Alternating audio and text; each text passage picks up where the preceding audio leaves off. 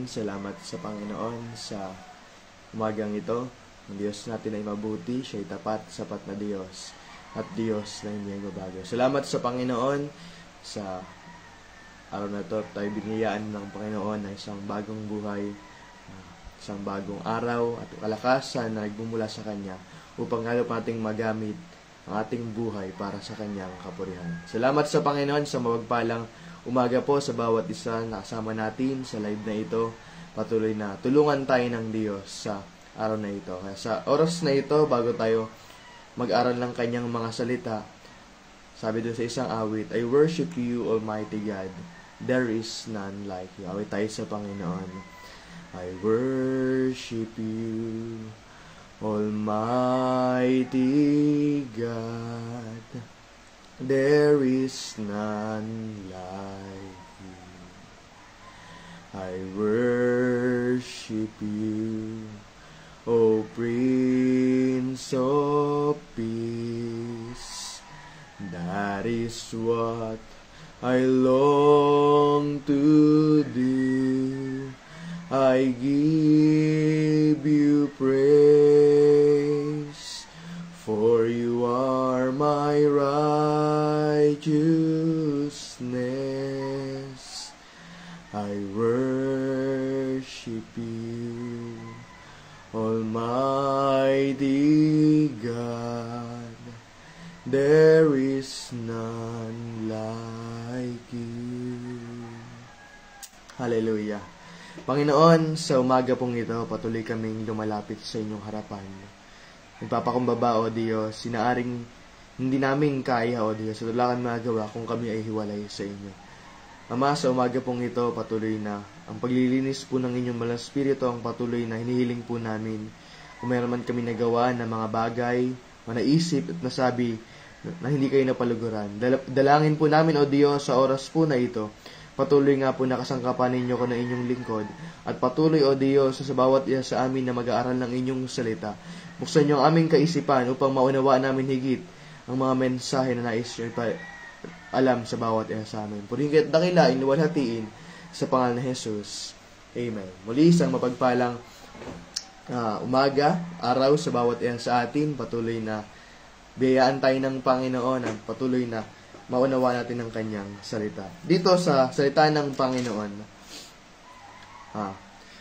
salita ng Diyos, nais ng Panginoon na sabihin sa bawat isa sa atin. At hindi lang basta sabihin, kundi nais ng Panginoon na maunawaan ng bawat isa sa atin na binigyan tayo ng layunin ng Diyos. At alam natin lahat, ang layunin iyon ay maparangalan ng Panginoon sa ating mga buhay. Hindi lang dapat natin nalalaman na kailangan nating purihin ang Panginoon.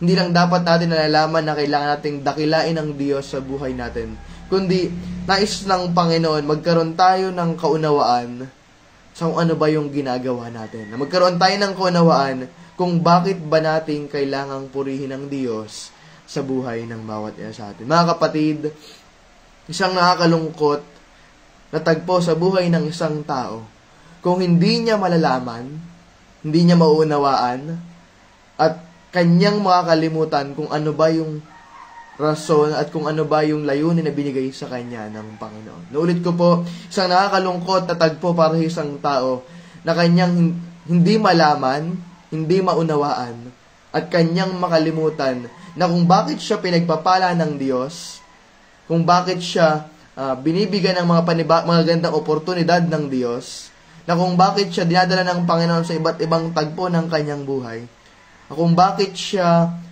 nakakaranas ng mga gandang sitwasyon sa kanyang buhay, ay dahil sa nais ng Panginoon na gamitin siya o gamitin tayo sa isang dakilang layunin at magbigay ng papuri sa Panginoon. Layunin ng Diyos kung bakit tayo dumaraan sa iba't ibang sitwasyon ay para maitaas ang Panginoon sa ating mga buhay. Kaya naman, biyayaan tayo ng Panginoon sa buhay natin na madakila lagi ang Panginoon. Okay na hindi tayo mapansin, basta ang Diyos lagi ang maitaas sa buhay ng bawat isa sa atin. Dito sa salita ng Panginoon, ating buksan ang Biblia ng Diyos, ang Biblia, dito sa Ikalawang Hari, chapter 15, verse 1 to 7. Sabi po dito sa ikalawang hari o 2 Kings chapter 15, verse 1 to 7. Nang ika-27 taon ng paghahari ni Jeroboam sa Israel, si Azarias na anak ni Amasias ay nagsimula namang maghari sa Huda. 16 na taong gulang siya noon at naghari siya sa Jerusalem sa loob ng 52 taon. Ang kanyang ina ay si Hecolias na taga Jerusalem. Verse 3, siya ay naging kalugod-lugod kay Yahweh sapagkat sumunod siya sa halimbawa ng kanyang amang si Amasias. Gayunpaman, hindi niya pinagiba ang mga dambana ng Diyos-Diyosan kaya nagpatuloy ang mga tao sa pagdadala roon ng mga handog at pagsunog ng insenso. Pinarusahan siya ni Yahweh at nagkaroon siya ng sakit sa balat na parang ketong hanggang mamatay.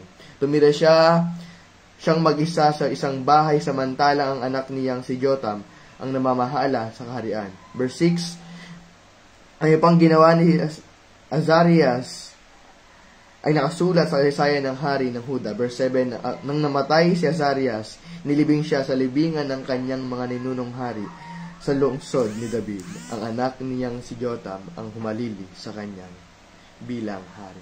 Amen. Salamat sa Panginoon. Dito sa tagpo na ito, ang ating pinag-aaralan po ay si Azarias. O kung ating babasahin ang kabuuan ng kanyang buhay, masusumpungan natin sa ikalawang kronika, 26.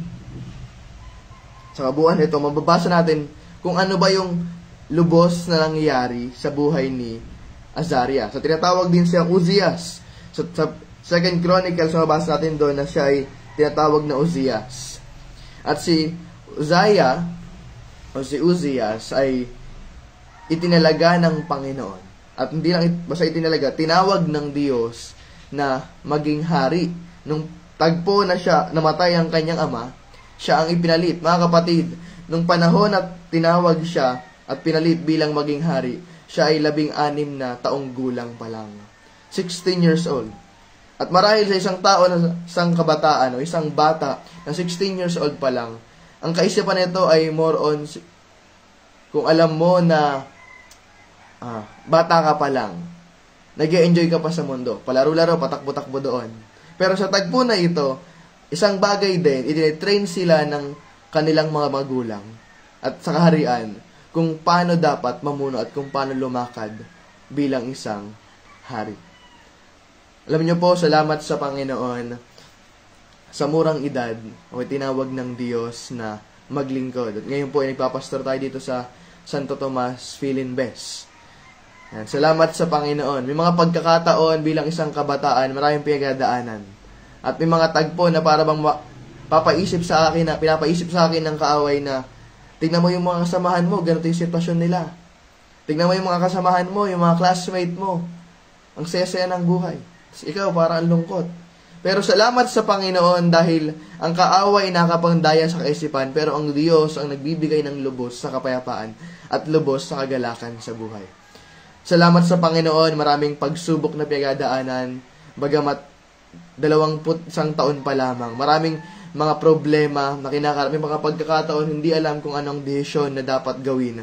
Pero salamat dahil meron tayong Diyos na siyang gumagabay at patuloy na nag-i-instruct kung ano ba yung mga pamamaraan at pamalakad na dapat natin hakbangan. At salamat sa Panginoon, ganoon din sa buhay ni Uzziah. At pinili siya upang maging hari. At alam na ng Panginoon, bago pa dumating yung tagpo na to, alam na ng Diyos, sa taong 16 siya, magiging hari siya. At sabi doon, ang Uzziah po ang ibig sabihin ng kanyang pangalan, the Lord is my strength. Amen. Salamat sa Panginoon. Alam natin na madalas sa buhay ng isang tao, nag-reflect sa kanya kung ano ba yung ibig sabihin ng kanyang pangalan. The Lord is my strength, ang kanyang ibig sabihin. At sabi doon, 52 taon si Uzziah naghari, 52 years. Mula age 16 hanggang plus 52. So, mga nasa 68 siya nung natapos siyang maghari. At salamat sa Panginoon, isang challenge pa na kinakaharap bilang isang kabataan. Ito po yung naranasan ko din. Yung makita ng tao na wala kang otoridad. Kaya nga salamat sa Panginoon na dahil tinutulungan tayo ng Diyos, na hindi sa sariling lakas natin, hindi sa sariling kakayanan, kundi sa biyaya ng Diyos sa kanyang kapangyarihan, kung bakit tayo mas lalo nagiging epektibo sa mundong ito. Salamat sa Panginoon, may mga pagkakataon na dumaraan na may mga tao na parang mamaliting ka sa iyong kabataan. At isipin mo, 16 years old ka, maghahari ka, mahal questionin ng mga tao kung ano ba yung kakayanan mo. At sa akin, 21 years old, may mga tagpo na sabi ng mga nakasalimuha tayo mga matanda, sabi, bata ka pa lang, pabalik-balik na ako. Pero salamat sa Panginoon, katulad ng sinabi niya sa kanyang salita, unang Timoteo 4:12. Huwag mong hayaang hamaking kanino man dahil sa iyong kabataan. Sa halip sikapin mong maging halimbawa sa mga mananampalataya sa iyong pagsasalita, pag-uugali, pag-ibig, pananampalataya at malinis na pamumuhay. Amen. Salamat sa Panginoon. Tinutulungan tayo ng Diyos na ganapin kung ano yung layuning ibinigay niya sa buhay natin. Dito sa tagpo na ito, sabi dun sa unang puntos, exalted to give glory to God. Itinaas tayo, o itinaas para magbigay ng papuri. Mga kapatid, salamat sa Panginoon. Dito sa buhay ni Uzziah, mababasa natin dito sa Ikalawang Kronika 26, verse 4. Sabi diyan, 2 Chronicles 26:4, si Uzziah ay naging kalugod-lugod kay Yahweh tulad ni Amasias, habang nabubuhay siya sa Zacarias na nagturo sa kanya na matakot sa Diyos. Naglingkod siya ng tapat kay Yahweh at pinagpala siya ng Diyos. Amen. Kung bakit itinaas, kung bakit pinagpala ng Diyos si Uzziah, at kung bakit tumagal yung pamumuno ni Uzziah ng 52 taon, ay dahil natutunan niyang magbigay ng papuri sa Diyos. Natutunan niyang lumakad ng may pagkatakot. Natutunan niyang maging tapat sa Panginoon. Sabi nga ng salita rin ng Diyos sa Kawikaan, chapter 18, verse 12, humility comes before honor. Yung pagpapakumbaba. Kasunod nito ay yung pagpapala ng Panginoon. Mga kapatid, mahalaga na maunawaan natin na tayong mga lingkod ng Diyos. At dahil lamang sa biyaya ng Panginoon kung bakit tayo nakatamasa ng mga bagay sa mundong ito, hindi sa ating sariling lakas. Kaya mahalaga na malaman at maunawaan natin na ang Diyos ang dahilan kung bakit tayo nagtatagumpay. Kaya naman karapat dapat siyang bigyan ng pasalamat. Kung tayong mga tao, mauunawaan natin na kailangan nating laging kumonekta sa Diyos. Kung tayong mga lingkod ng Diyos, mga anak niya, maunawaan natin na ang Diyos ang rason lang sa buhay natin kung bakit tayo dumaraan sa iba't ibang sitwasyon, maganda man o pangit, sa mga pagpapala at mga pagpapalo, na merong layunin lagi ang Panginoon. Pag naunawaan natin ito, hindi tayo titigil na laging hanapin at laging bigyan ng papuri ang Panginoon. Na kapag kinanta natin yung banal, karapat-dapat ang Panginoon, magiging totoo sa atin kasi nauunawaan talaga natin na deserve ng Panginoon na tumanggap ng papuri. At dito, balik tayo sa 2 Chronicles 26, sa kabuuan ng buhay ni Uzziah. Dito, mababasa natin na hinanap niya ang Panginoon. Mga kapatid, kung hahanapin natin ang Diyos sa buhay ng bawat isa sa atin, kung patuloy tayong magiging tapat sa Panginoon, sabi ng kanyang mga salita, magkakaroon tayo ng kapayapaan. When we seek God, we will find peace. Salamat sa Panginoon. Kung wala tayong kapayapaan sa oras na ito, kung may bigyan tayong mga pagsubok, hanapin natin ang Panginoon at makaranas tayo ng kapayapaan ng di pangkaraniwan. Kapayapaang hindi kayang ialok ng mundo. Isa pa, sabi ng salita ng Diyos, when we seek God, we will find mercy and grace. Sabi sa Hebreo 4:16, kaya huwag tayong mag-atubiling lumapit sa trono ng mahabaging Diyos upang makamtan natin ng mahabag at pagpapala na tulong sa atin sa panahon ng ating pangailangan. Amen. Salamat sa Panginoon. Yung kahabagan ng Panginoon at yung pagpapala at pabor ng Diyos ay naranasan ng mga taong humahanap sa Kanya. Kaya ako dito sa mga sumusunod na talata, sa verse 6 hanggang verse 15. Mababasa natin dyan kung paanong binless ng Diyos si Uzziah. Sabi sa verse 6, sinalakay ni Uzziah ang mga Filisteo at winasak ang mga kuta sa Gat, Habne at Asdod. Nagtayo siya ng mga lungsod sa sakupan ng Asdod at ng mga Filisteo. Verse 7, tinulungan siya ng Diyos laban sa mga Filisteo at mga Arabo na naninirahan sa Gurbaal at laban sa mga Mayonita. Mga kapatid, kung tayo ay patuloy na hanap sa Panginoon, kung tayo ay patuloy na didikit at magiging tapat at maglilingkod sa Panginoon, pagtatagumpayin tayo ng Panginoon. Favor will follow us. Favor will be in our way. Favor ang maranasan natin sa bawat trabaho natin, sa anumang pagkadaan sa buhay natin, kung tayo ay laging sisiksik sa Panginoon. Salamat sa Panginoon. Isa pa, when we seek God, we will experience the presence of God. Kung hanapin natin ang Diyos at may buong pagnanasa tayong maghahanap sa Kanya, maranasan natin yung presensya ng Diyos. Sabi ng salita ng Panginoon, hanapin natin siya habang siya'y mahahanapan natin, habang siya'y malapit pa. Kaya tulungan tayo ng Diyos, nasain natin ang Panginoon. Kahit nasaan tayo, hindi lang tuwing nasa simbahan tayo, hindi lang tuwing mayroong mga napapanood tayong gawain para sa Panginoon, kundi sa bawat tagpo sa ating buhay, hanapin natin ang Panginoon. At kapag ginawa natin yan, ipaparanas ng Diyos ang kanyang dakilang kapangyarihan o ang banal na Espiritu, siya mismo na Diyos, ipaparanas niya ang kanyang sarili sa bawat isa sa atin. Tulungan tayo ng Diyos, mga pagkakataon na mabagsak tayo kasi nakalimutan natin na ipinadala ng Diyos ang banal na Espiritu para makasama natin sa buhay natin ito. Kaya kailangan kumapit tayo sa Panginoon. Patuloy na sumiksik tayo sa Diyos. Kasi pag sa Panginoon tayo nakakapit, kapag dumating yung time na nadapa tayo, hindi tayo babagsak kasi nakakapit pa rin tayo sa Panginoon. Pero pag ang isang tao bumitaw sa Panginoon at nadapa siya, babagsak talaga siya.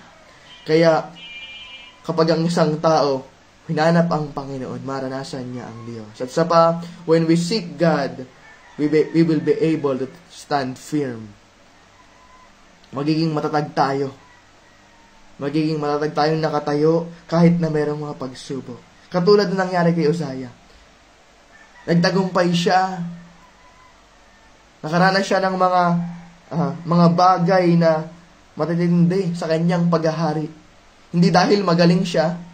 Hindi dahil sa marami na siyang kaalaman pagdating sa pakikipagdigma.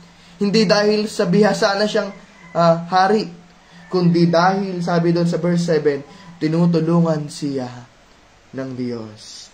Mga kapatid, ano bang edad natin, ano bang tayuan natin, bago pa lang tayong Kristiyano, o matagal na tayong Kristiyano, ang sekreto sa buhay na ito, ay yung maunawaan mo na si Kristo ang dapat manguna sa iyo, at si Kristo ang dapat papurihan sa buhay ng bawat isa sa atin. Kaya, salamat sa Panginoon sa buhay ng bawat isa sa atin. He is exalted. We are exalted to give glory to God. Tinataas ng Panginoon kung ano yung mga bagay na meron tayo. Hindi para maitaas tayo, kundi ang maitaas ang Panginoon lang. Napopromote tayo, nagkakaroon ng magandang oportunidad, nagkakaroon ng pabor sa buhay natin. Binibiyayaan tayo ng Panginoon, hindi para tayo ang maitaas, kundi para ang Panginoon lang ang maitaas sa buhay natin. Salamat sa Panginoon. At isang nakakalungkot na tagpo dito sa buhay ni Uzziah. Pagdating sa 2 Chronicles chapter 26 verse 16. Kung bakit siya namatay, kung bakit siya dumating sa isang matinding sakit. Kasi dumating yung time. Sabi nga sa verse 16, subalit nang maging makapangyarihan si Uzziah, naging palalo siya na siyang dahilan ng kanyang pagbagsak. Nilapastangan niya ang Diyos niyang si Yahweh nang pumasok siya sa templo upang maghandog sa altar na sunugan ng insenso. Ikalawa, exalted to destruction. The moment na magkaroon ng pride sa buhay natin, the moment na magkaroon ng mga bagay na hindi galing sa Panginoon sa buhay natin, itong magiging dahilan para unti-unti tayong bumagsak kung di natin ito maaagapan. Proverbs 16:18. Sabi doon, pride goes before destruction. Alam nating lahat si Satanas kung bakit siya naging Satanas. Dahil nagkaroon siya ng yabang.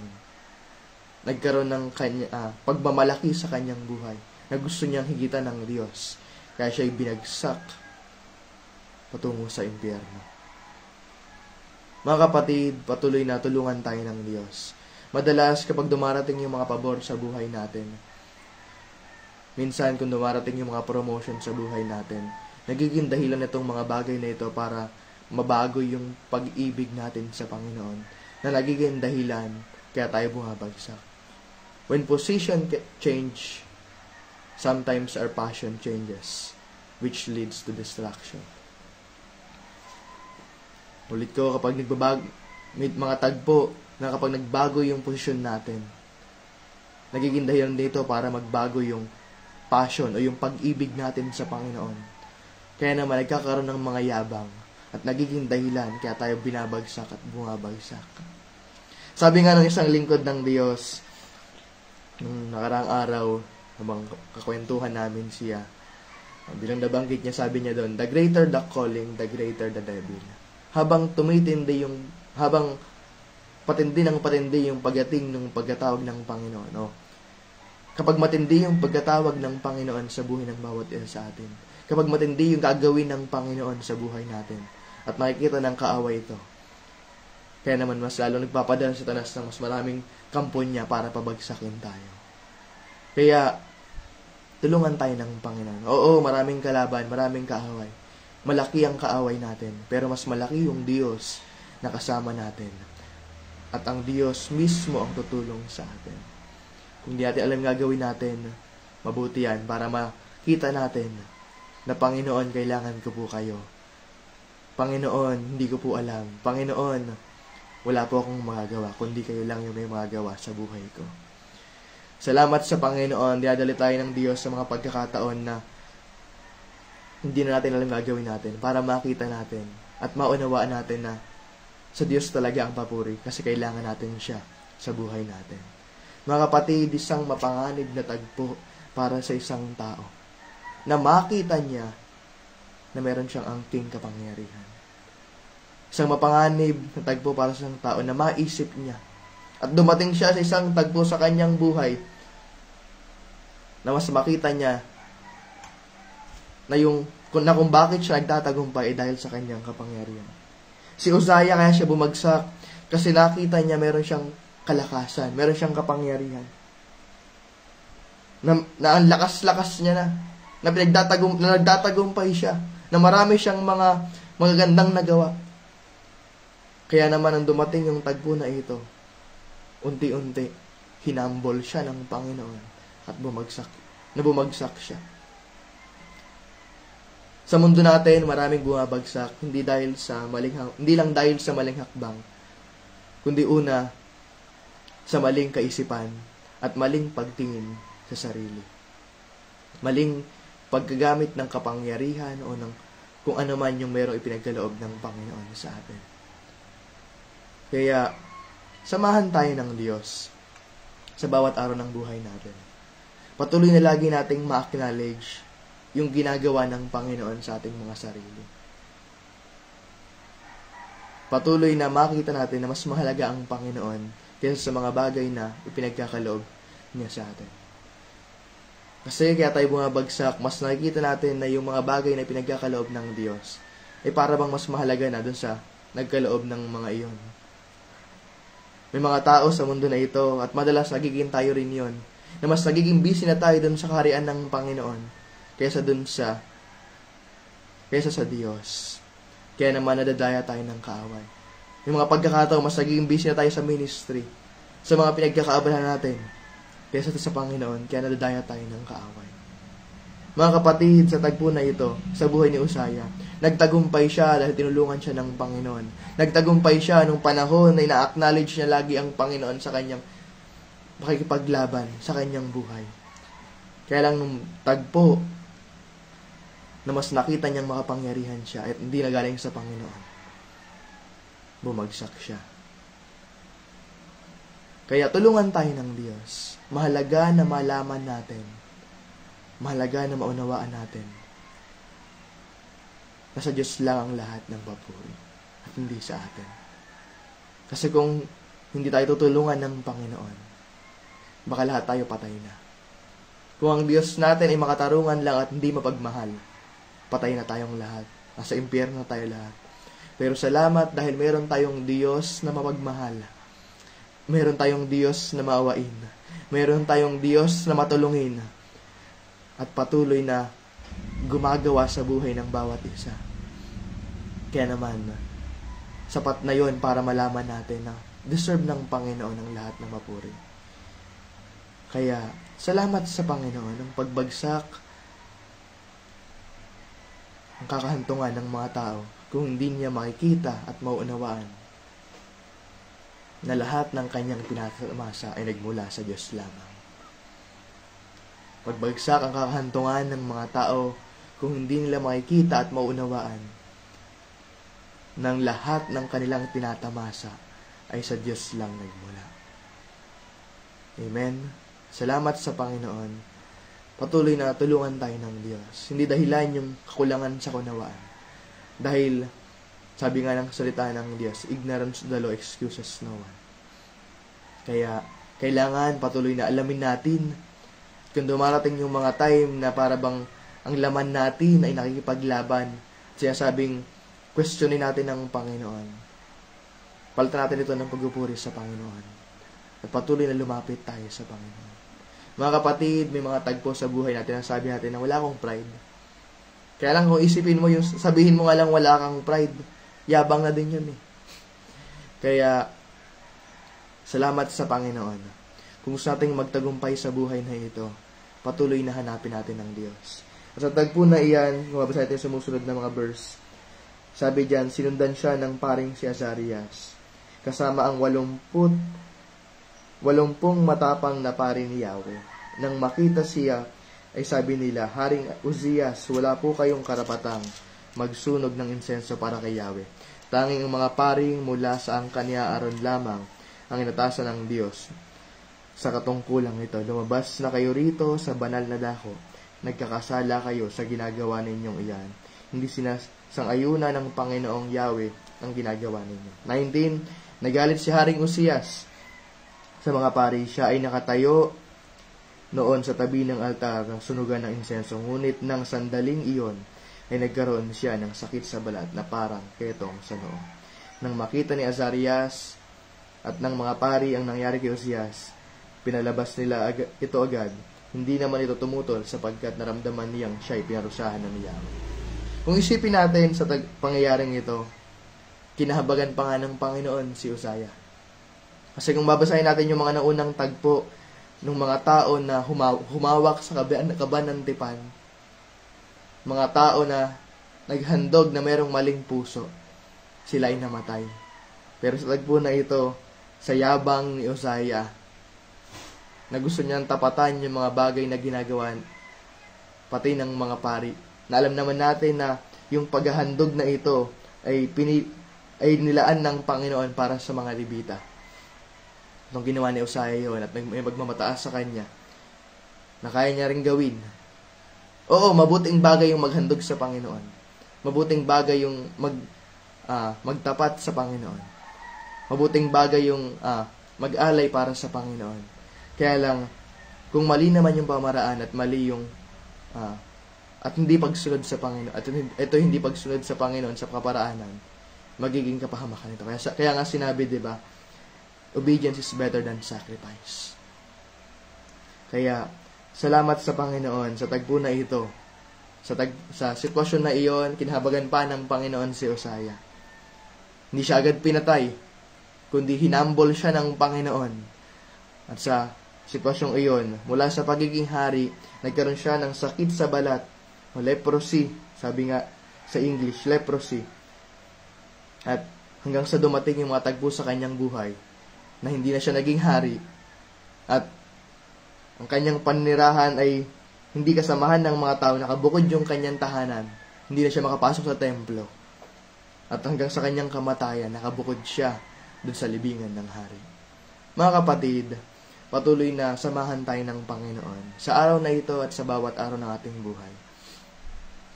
Patuloy na lagi nating isipin na, Panginoon, kayo po ang dahilan ng buhay ko na ito. Kaya sa inyo lang ang papuri. Huwag nating angkinin yung papuri para sa Panginoon. Kasi may mga tao na umangkin ng papuri para sa Panginoon at inuod, namatay. Kaya naman, habang mabiyaya ang Diyos at hindi pa siya dumarating, patuloy na gumawa tayo na may pagsunod sa Kanya. At katulad nga ng sinasabi ng salita ng Diyos sa Pilipos chapter 2, verse 5, naway magkaroon tayo ng kaisipan na tulad ng kay Kristo Jesus. Isang kaisipan na nagpapakumbaba. Isang kaisipan na nagbibigay ng karangalan sa Diyos Ama. Kaya salamat sa Panginoon. Huwag nating hayaan na yung mga pagbabago o yung mga sitwasyon na pinagdadaanan natin ay maging dahilan para magbabago ng ating pagmamahal sa Panginoon at magbunga ng pag-angkin natin ng mga papuri. Kundi sa Diyos lang lagi ang papuri, sa Diyos lang lagi ang pasalamat, sa Diyos lang lagi ang pagluwalhati. Ano naman kung di nila tayo mapansin? Ano naman kung di tayo ma-acknowledge? Ano naman kung tayo makita ng mga tao? Ang mahalaga, ang Diyos ang napapapurihan sa buhay natin. Kaya salamat sa Panginoon. Patuloy na kahabagan tayo ng Diyos at patuloy na samahan tayo ng Panginoon sa buhay natin ito. Alam ko lahat tayo nagnasa na maging mapagpakumbabang tao. Lahat tayo nagnasa na makasunod sa kalooban ng Panginoon. Kaya naman, kailangan natin ng banal na Espiritu para magawa ang mga bagay na yan. Hindi sa lakas, hindi kapangyarihan, kundi sa banal na Espiritu, katulong ng banal na Espiritu lamang. Kaya sa umagang ito po, patuloy na maging aral sa buhay natin na kung ang isang tao ay hahanapin ng Panginoon, kung ang isang tao ay patuloy na lalapit sa Diyos, una makakaramdam siya ng kapayapaan, makakaramdam siya ng pabor ng Diyos at ng biyaya ng Panginoon. Maranasan niya ang kapangyarihan ng Diyos at makaranas siyang tumayo sa gitna ng matinding pagsubok at magtatagumpay siya. Alam mo, kung isang tao magmamataas, merong pagbagsak na nag-aantay sa kanya. Kaya, salamat sa Panginoon. Sa oras po na ito, tayo ay manalangin. Patuloy na biyayaan tayo lahat ng Panginoon. Kung nakakita natin ang isang kasamahan natin na tumataas na ang pride, kausapin natin sa tulong at biyaya ng Panginoon. At patuloy na, kung loobin ng Diyos, may paunawa sa kanila yung mga ginagawa ay hindi maganda. At patuloy na upang patuloy na mas maging kalugod-lugod tayong lahat sa Panginoon. Binigay ng Diyos ang isa't isa para sa atin, para magtulungan tayo at magpaalahanan upang lalo tayong maging banal katulad ng Panginoon. Kaya salamat sa Diyos, tayo po ay yumuko at pumikit, manalangin. Panginoon, salamat po sa inyo, Ama, sa umagang ito. Nagpapasalamat kami sa lahat ng kabutihang ginawa niyo po sa buhay namin. At ang mga bagay na to, O Diyos, ay naranasan lang namin dahil sa inyo lamang. Opo, Panginoon, may mga pagkakataon na binibless nyo yung mga tao dahil sa kanilang pagsisikap. Kaya lang, hindi ibig sabihin, Panginoon, na pagpapala ay naroon kayo lagi sa buhay nila. May mga tagpo, Panginoon, na pagpala man sila dahil sa bunga lang ng kanilang paghihirap. Panginoon, ang dalangin namin, kung kami man maghihirap, Panginoon, kung kami man po ang agagawa, gusto namin, Panginoon, yung kasama namin kayo. Gusto namin, O Diyos, yung napaparangalan kayo sa buhay namin at kayo ang natataas sa aming mga pinagdadaanan. Panginoon, gamitin niyo nga po kami sa dakilang layunin sa buhay na ito, na patuloy laging maitaas kayo at hindi kami kundi kayo lamang. Ama, biyayaan niyong bawat isa sa amin, ano ang pagdadaanan namin sa araw na ito. Alam po namin meron kayong layunin. Sa mga pangit man na sitwasyon, sa mga magandamang sitwasyon, sa mga pagpapala, sa mga pagpapalo, lahat ng iyon, Panginoon, ay papuri sa inyo lamang. Kung dumaan kami sa mga may hirap at tagpo, Lord, pupurihin pa rin namin kayo. Kasi salamat, Panginoon, minamahal nyo kami at patuloy na iniingatan. Salamat, Panginoon, tulungan nyo po ang bawat isa sa amin na patuloy na lumakad kami, katulad, Panginoon, ng unang bahagi na nangyari kay Uzziah, na nagbigay ng kaluguran sa inyo, kaya nagtagumpay siya. At tulungan nyo kami, Panginoon, every time na dumarating yung time na nagkakaroon ng pride sa amin. At dahil sa pride namin, Panginoon, nakagawa kami ng hindi maganda, Panginoon, tapikin niyo po kami. Paalahanan niyo po kami na hindi ganun ang lakad na gusto niyo, kundi ang gusto niyong pamalakad, Panginoon, yung merong pagpapakumbaba at lakad na nagbibigay ng kalugura at kabanalan sa inyong harapan. Panginoon, sa umaga pong ito, patuloy na tulungan niyo ang inyong mga lingkod. Sa trabaho man sila sa mga oras na ito, paalis, Panginoon, patungo sa trabaho, sa kanilang mga tahanan, Panginoon, sa daan, patungo sa trabaho. Ang dalangin po namin, O Diyos, patuloy nga nahipuin niyo po sila. At patuloy, Panginoon, na panghawakan namin ang inyong salita. At patuloy, Panginoon, na makita namin, Panginoon, kayo ang higit na kailangan namin sa buhay na ito. Hindi ang aming kakayanan, kundi kayo lamang, Panginoon. Puringgit dakilain luwalhatiin, sino man dumadaan sa problema, O Diyos, naangkin namin ang pabor na nagmumula po sa inyo. At patuloy, O Diyos, na palakasin nyo kami upang magtagumpay kami at malakaran namin, Panginoon, yung pagsubok na aming tinatahak na kasama namin kayo, O Diyos, na may pagtatagumpay. Panginoon, tulungan nyo kami, palta namin yung mga pag-question namin sa inyo ng pagpupuri. Palta namin, Panginoon, yung mga kalungkutan, yung mga kayabangan ng pagpapakumbaba, at patuloy na kayo lamang lagi ang maitaas sa buhay namin. Isipin namin, Panginoon, na kami mga anak nyo, kaya karapat dapat, O Diyos, na lumakad kami na may pagpapakumbaba. At salamat, Panginoon, sa araw na ito, ang namin ng tagumpay sa inyo lamang sa pangalan ni Jesus. Amen. Amen. Salamat sa Panginoon, mga kapatid. Ang mga nagmamahal sa Diyos ay hindi magiging kabigatan sa kanila ang mamuhay ng may pagpapakumbaba. Kaya, God bless po sa bawat isa sa atin at muli sa mapagpalang umaga. Kaya, sa Diyos ang lahat ng papuri.